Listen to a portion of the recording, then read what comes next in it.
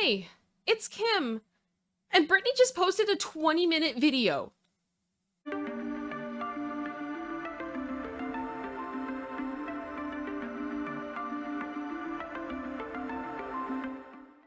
Why is it every time I go away, something massive happens and I end up in this insane rush to build my studio and however I can, and holy.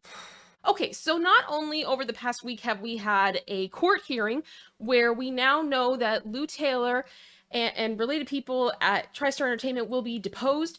We know that something happened, that Matthew Rosengard wanted to clear the courtroom to talk to the judge because he found out something and wanted to talk about it, and it likely has something to do with the books. We don't have all the information on that yet. Then Hold Me Closer comes out. Oh my gosh. Okay. Exciting. It's the #1 song in the world. I haven't looked at the stats for today, but it was the #1 song for 2 days in a row and is doing fantastic. And then we found out that there is a music video coming. I don't know what's happening. It's rumored. We don't have everything all there. I've seen stuff on Twitter. It's everywhere.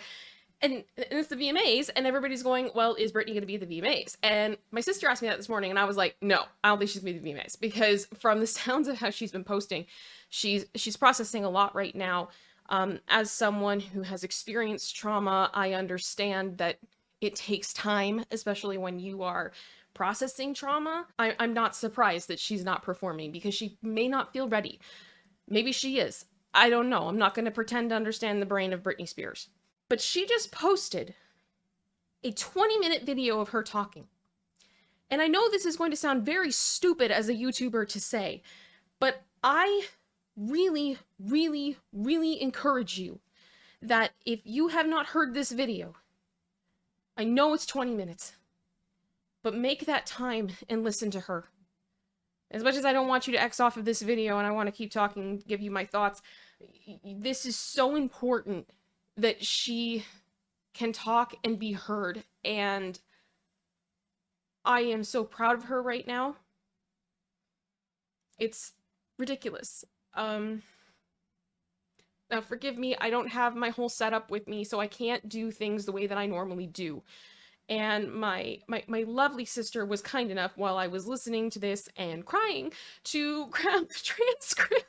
So I have everything that she said, and I want to go through a few parts with you that just... Wow. Unfortunately, I'm not going to be able to look at the camera a huge amount, but please know that I am talking to you. I get people that get mad at me on stream all the time if I'm not looking directly in the camera, so I see you. Not really, but you know.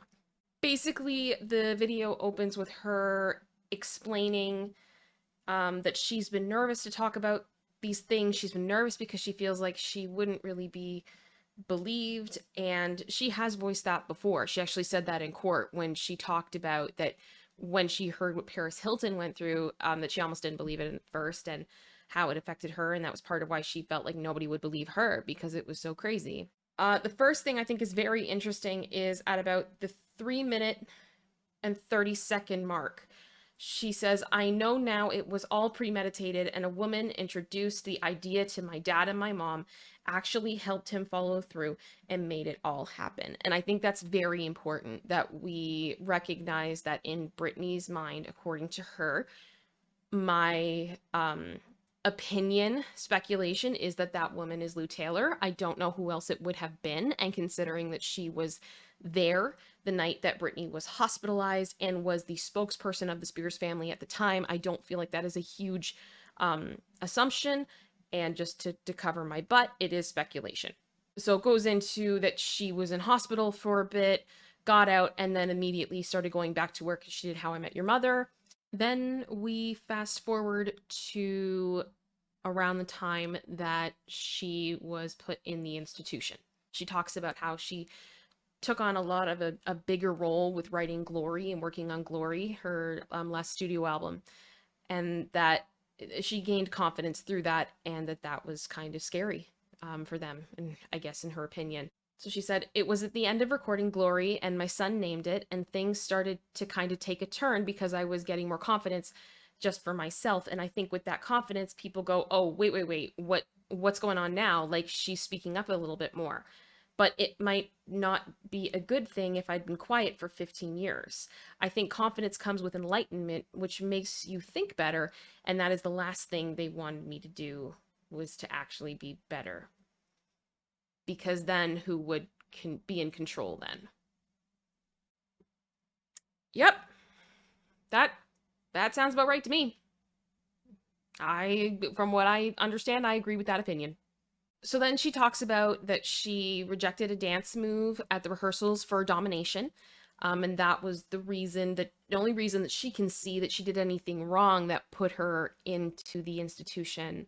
And I am going to say against her will, based on what I am seeing here and my opinion on that one. And she says it about the 10-minute mark. I didn't want to ever go there. I remember my dad calling me on the phone and I was crying and I was like, why are you guys doing this? Like, what? And I just remember him saying, you will have to listen to the doctors. The doctors are going to tell you what to do. I can't help now. And I remember his last words were, now you don't have to go, but if you don't go, we're going to go to court and there will be a huge trial and you're going to lose. I have way more people on my side than you, and you don't even have a lawyer. So they don't even think about it. So I did it. I went to the place and I was scared out of my mind. Now, I want to say something about this because I think this is critically important. If this is completely true, to me, that confirms that Britney did not need treatment. Because if you did need serious treatment, that you would need to be institutionalized, right? It doesn't become like, well, we'll sue you if you don't go. Right? Like, that doesn't make any sense to me. I understand that there were the issues with domination and everything that were going on, but what kind of a response is that? They intimidated her. They blackmailed her into going. If this is true. It's disgusting. She confirms that in the institution, like we've heard before, that it was basically 40 hours a week of her sitting in a chair in therapy. She had no privacy. She had to be watched every time she changed, when she was in the shower every day. And she just says, I don't know, like, what I did to deserve that. About the 13-minute mark, and she explains that she'd been texting the owner of the facility, asking to be let go, asking to be released. And then finally, he had to release her. And he had to release her because of the Free Britney movement. And she said, the Free Britney campaign came out with all the pink t-shirts. I saw it on a lot of morning shows and people by word of mouth. And I think just by my fans knowing by heart that something was up. I remember one of the guys were on an interview on the street and he said, I could totally be wrong. And if I'm wrong, I'll be really embarrassed and I'll just go have a drink somewhere. But he said, I do feel like something they're doing to her I feel like they're doing something to her right now. And I'm not sure what that is, but my heart says, but that's what my heart says. And when she finishes talking about the Free Britney movement, she says, the whole thing that made it really confusing for me was these people are on the street fighting for me, but my sister and my mother aren't doing anything. To me, it was like they secretly, honestly liked me being the bad one. Like I was messed up, and they just kind of liked it that way. Otherwise, why weren't they outside my doorstep saying, baby girl, get in the car? And I think that's the main thing that hurt me. I couldn't process how my family went along with it for so long. And I mean, almost 5.5 months, I think it is. There's a break in the transcript, you know? And their only response was, we didn't know. But I'm on the phone telling you right now, I'm here, please. And by the grace of God and praying on my knees, I left the place. She talks a lot from there about being scared. And she says she had 2 people start coming to the house weekly just to help her with her mind because she didn't understand. So I'm assuming that that's a form of therapy. So for all of you that are saying, you know, she's not mentally well, she knows that. And she is trying to take steps and has tried to take steps to help herself get better. She doesn't owe you an explanation of her treatment. And I can tell you, as a patient myself of a trauma disorder, there is no linear plan for treatment when it comes to trauma. It was actually when I started my treatment, my parents met with my psychologist, and they were told that it was likely going to get worse before it got better, because I had to revisit all of the things that I didn't want to have to think about because they were so bad, and it was going to be incredibly painful. Britney hasn't been out of this conservatorship for a year. She's processing. And I really think her sharing this is a part of her processing. The next thing that really got me was towards the end of the 17-minute mark into the 18th. And she just said, I didn't play their game anymore. I got on my knees. Every day I prayed. I held on like a needle and thread to some sort of existence because they had made me feel like nothing for so long. I knew in the deepest, deepest part of my core, I knew I had done nothing wrong and I didn't deserve the way I'd been treated.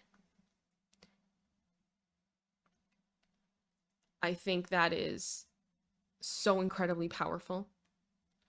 A lot of the time when something really terrible happens to people, they blame themselves for a long time.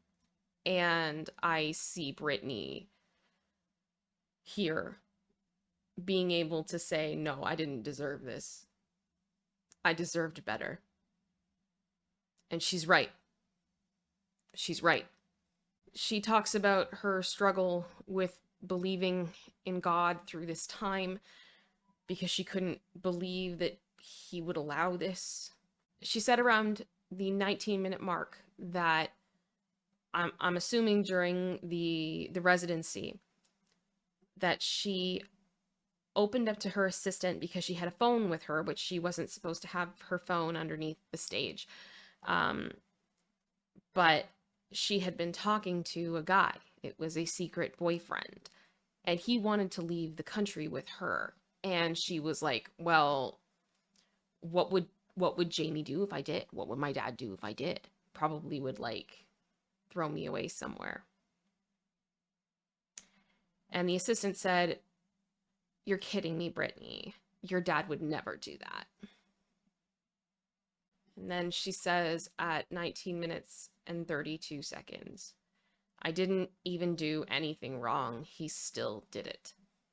She also talks about how she is incredibly angry with her mom, especially with the way that she's spoken to the media, kind of playing this like, we're just praying for her type thing, and that's really bothering her. She confirmed that her phones were tapped when she tried to call people for help. And then the last minute is she just explains that she's had so many offers for so much money to sit down and tell her story, and she doesn't want it. And she closes with this quote, and I love it so much.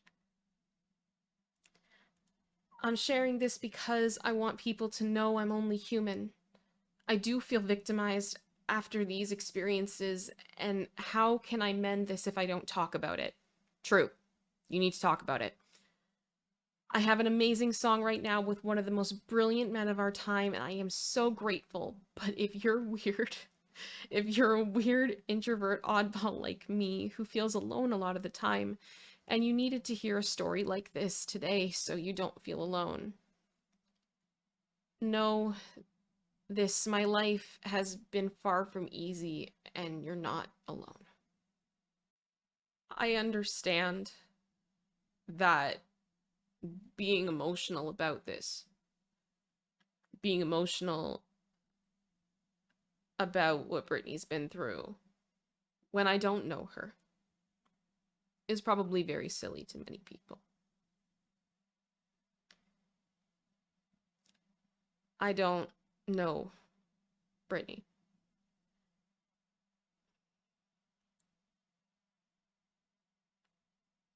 But it hurts me so much that someone who has had such an impact on my life has suffered this way. I feel so blessed that in a small way, her, in, I feel very blessed to be a part of a group, a fandom group that was so powerful.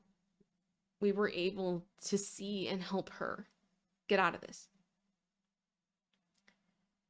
This is not something, in my opinion, that would be posted if Britney was not in control of her socials. Britney is an incredible human being. And the strength that it takes to say this kind of stuff publicly is immense.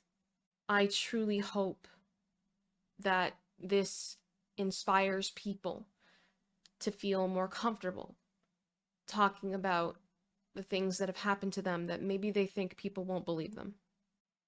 Again, if you haven't listened to everything she's had to say, I strongly encourage you to do so.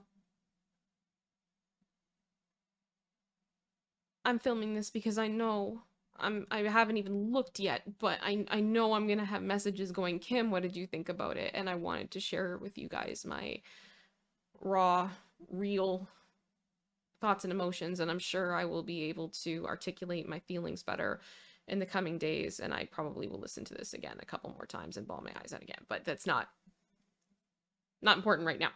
I will be following the fallout surrounding this and reactions. I think we're going to see a lot of reaction to this. On the off chance, because I know she's on socials. On the off chance Britney ever sees this, I'm so proud of you.